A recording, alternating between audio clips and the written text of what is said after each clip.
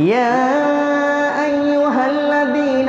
آمنوا لا تلهكم أموالكم ولا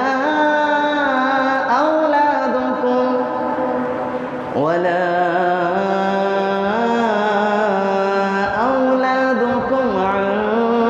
ذكر الله ومن يفعل ذلك فأولئك هم الخاسرون وأنفقوا مما رزقناكم من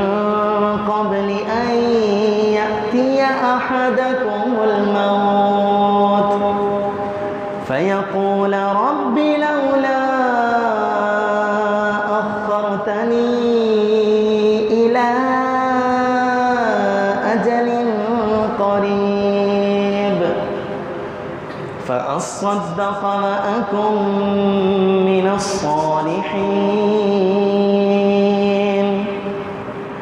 ولن يؤخر الله نفسا إذا جاء أجلها والله خبير بما تعملون.